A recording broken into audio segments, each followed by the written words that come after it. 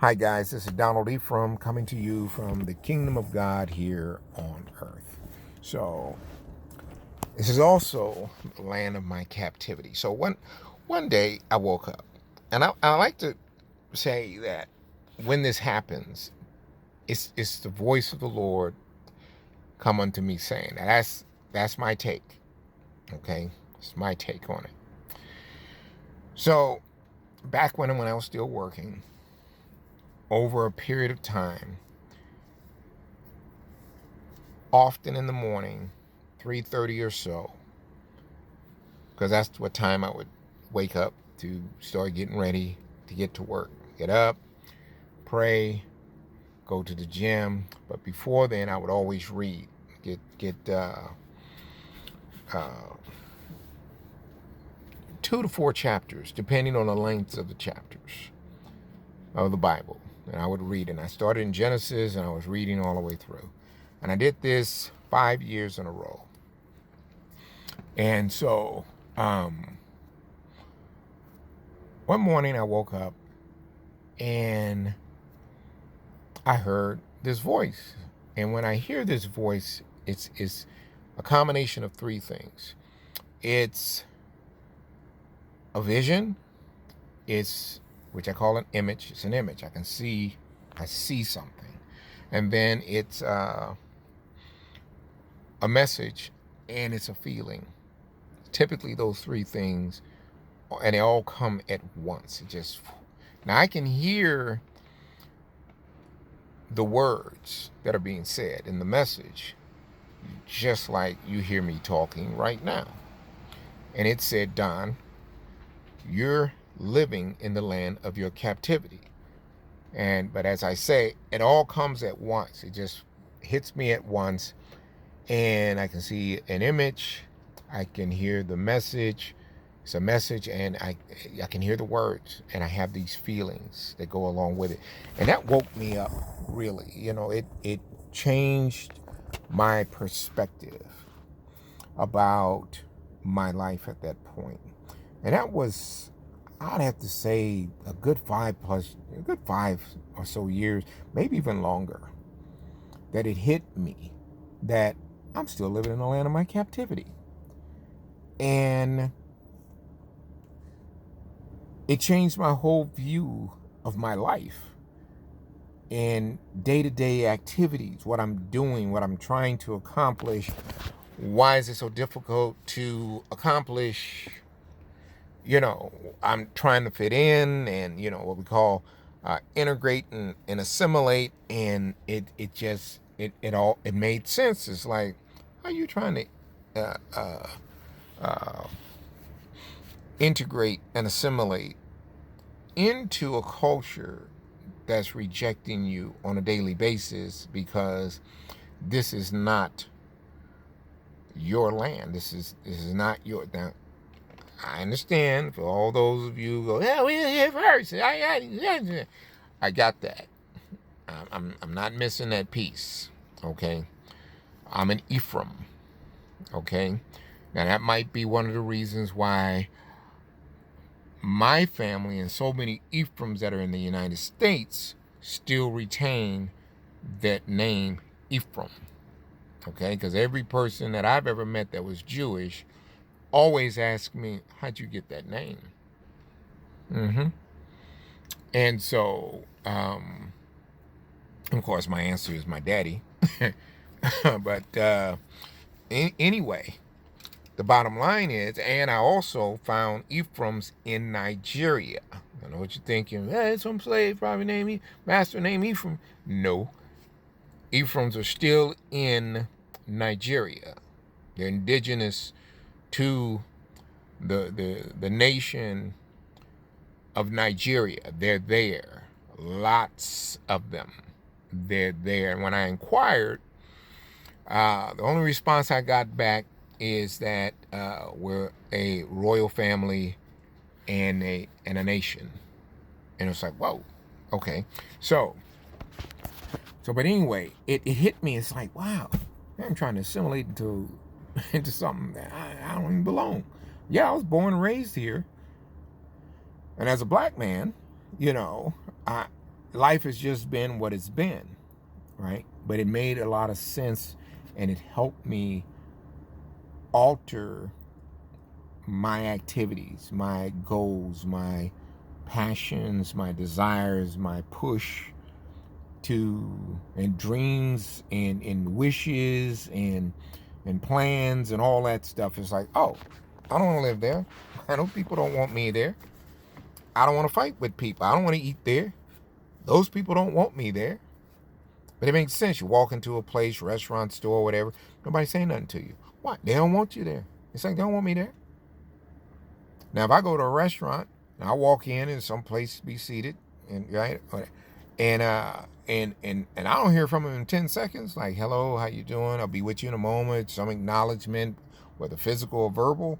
I turn around and leave. I leave. I don't stay. 10 seconds. You got 10 seconds to acknowledge my presence. And I know you see me. I'm 6'3", 240 pounds, and I'm black. And I know you see me. So if you haven't acknowledged me, then it's like you don't want me there. That's my take. You don't want me there, so I leave. I don't stay, eat, fight with people about. I don't do nothing. I'm out. I don't need to do that. So, so that hit me, and just like I heard that voice, it told me I'm in the land of my captivity. That voice said to me, Don, why don't you read this entire book, so at least you know what's in it. And one of the other motivating factors was a friend who is a professing witch, Wicca, and she knew more about the Bible than I did. And I'm running around, Jesus saves, right? And she quoting scriptures all in the Old Testament, and this was written, I mean, word for word, man, wasn't missing a beat at all. And it's like, I no, I didn't know that was there. I didn't know that was there. I didn't know that was there. And I felt ashamed that I didn't know that was there. Because I'm raised in Christianity, and Christianity starts in the New Testament. And they mostly go off of Paul's writings. Right? Because Jesus says something different than Paul. Paul never met Jesus, other than his confession or a writing saying that he was knocked off his horse and he saw Jesus. He saw the light. I saw the light. He saw the light. So we got to take his word for it. But he didn't walk with Jesus. He wasn't like the disciples. He didn't walk with Jesus. And he's over here saying some things that not quite the same. But if you read the whole Bible, you'll understand what Paul is saying. So you can't understand what Paul's saying just reading the New Testament and Paul's writings. You got to read the whole thing. Why? Because the New Testament is a review, an explanation, and a summary of the Old Testament. They quote from the Old Testament because there ain't no New Testament for them to quote from. So everything that they're saying and doing is based on the Old Testament. Everything Messiah did is based on the Old Testament. Okay? So you need to understand that. So you can't understand anything if you don't read the whole thing. Okay? So, because it's like this. I'm going to give you this analogy. Try not to make this too long. You have people who go to school, become chefs. They take all these courses, right? And so they go through this culinary art, learning the art of food, seasonings, flavors, pairing, okay? And if they do it right, it's the whole gamut. They do sauces, fillets, how to braise, how to brisk, how to simmer, fry, soak, you name it. They learn it all. Wines and pairing, this goes with this and that with this, and so on. They learn it all, right? Baking, how to put all this together. what goes with what. If you do this, this happens this way. This is for this happens. This makes this happen, so on and so forth. They do all that, right? Which means they have to read all those things, what to use, what to pair with, what not to combine, and so on and so forth, to get the outcome that they want. Okay? Get the outcome they want. And then you have the fry cooks. God bless the fry cooks, because we all know there'll be a time when you need something to eat, right? They said it's a difference between cooking a meal, making a meal, and fixing something to eat. So God bless them fry cooks. Fix you something to eat, right? But they don't have the culinary background. They don't have the expertise. They don't have the knowledge that someone who's gone to the school, went through the entire course, learned, got the degrees, have sharpened and honed their skills, right? Well, they don't have it. They can't go to anybody's restaurant and say, hey, I can cook. No, we don't see some credentials, right? So what you have, now I'm comparing. This is a comparative. What I just laid out. There are many people who have actually read the Bible, cover to cover, Genesis to Revelation. And I'm not talking study. I'm talking just read it. Just flat out just read it. Right? And I know the difference between reading it and studying it. So they just read it flat out, just all the way through. And it took me a year. So I did it 5 years in a row. Okay. So, and I used to be a Christian, a practicing Christian. Church every weekend, every Sunday I was in church. Well, I was ordained, licensed. I got an expired one right there on my desk, right? From not too long ago. Yeah. So I done been in the pulpit. I done a lot of stuff. Yeah. I'm going to tell you the difference between having read that book and before I read that book. Before I read that book, I was like a fry cook. I can fix you a meal. I can come up with a message. But after reading that book, I can tell you, I can make you a meal. The problem that I have with Christianity is all of its inaccuracies and all of its mistruths and misunderstandings that's being perpetuated and promoted every Sunday in all of these buildings. And so our people are going in looking for help. And all they're getting is motivation and inspiration. And I get no help. What they're getting is called the word. That's what they've termed it now. Is they're going to get the word. The word is God's laws. That's what the word is God's laws. And you don't need to sit up in a church somewhere on pews listening to somebody preach a message coming up with cliches and fancy sayings and whatnot. You don't need that. You don't need that. It's not wrong getting inspiration. Not wrong getting some motivation. But if you ain't read the book, how do you know what they saying is accurate? You don't. You're just taking the word for it. You need to read the entire book so at least you know what's actually in there. So don't I need some spiritual interpretation? No, you don't need spiritual interpretation. The Bible is one of the easiest books to understand. Why? God made it that way. In fact, he even had them translated into English, a language you can speak. He made it that way. And if you just read it all the way to its end, it'll become useful to you. But if you haven't read the whole thing, it's not useful to you because you're using scriptures and verses all out of context and construct. There's a construct to the Bible. There's the context, and then there's the content. And you're using the content out of context and construct.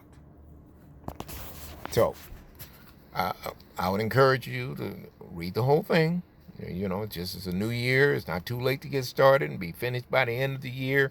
Guarantee you'll be so much better off than going to Bible studies, showing up to church every day and all that, or every Sunday. You'll be so much better off reading it from cover to cover by the end of the year. The end of the year is coming anyway, whether you're going to be here or not. So if you happen to still be here by the end of the year, hey, you will have read all the way through. Right. So, like I said, Christianity, for the most part, it's this whole industry. The majority of the people that are in those pulpits are like fry cooks. They trying to fix you a meal every Sunday, but they ain't fixing you something to eat, but they ain't cooking a real meal for you where you can get it and understand and change your life so you can be saved. What is saved? Everybody familiar with a computer or laptop? You create a document and you go, you get ready to close out and it asks you, do you want to save this? Retain it. What is born again, right? It's a do-over. It's like a factory reset. It's a factory reset. You get to start anew, afresh, spiritually. And then you got to change your mind. Get your mind in line with your new spirit.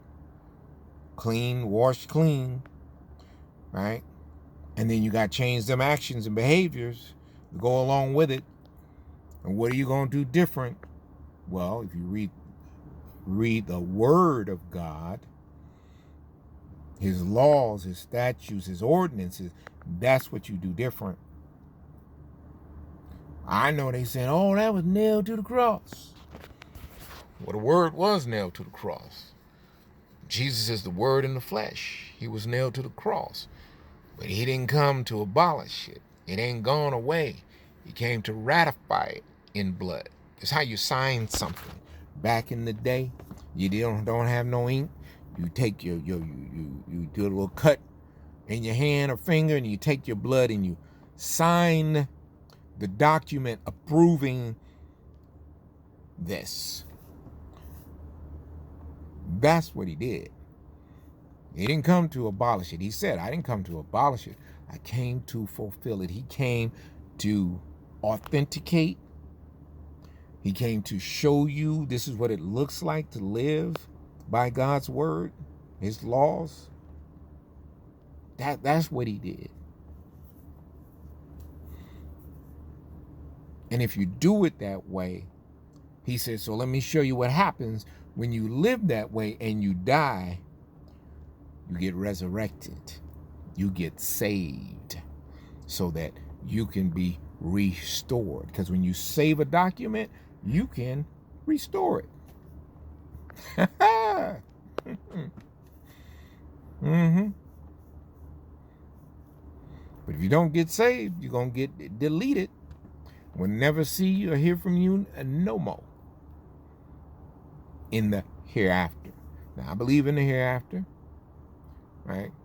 I know somebody who's gone over and come back. A child, 7 years old, went over, came back. She said some things that were really disturbing. I'm not going to tell you what she said because one of the things she said, she wasn't supposed to tell us nothing. Because when she asked about what is redemption, because we were talking and she heard that she was standing. When I explained it to her, she said, oh, that's, I ain't going to tell you what she said. But I started to question her, and she said, I can't tell you anymore. And I said, why not? She said, because I was told not to. And then a couple of months later, she slipped up and said something because we were talking about some of the characters. And she said, I thought I said that wasn't, I can't tell you what she said. Why? Because she wasn't supposed to say it. But it was very disturbing.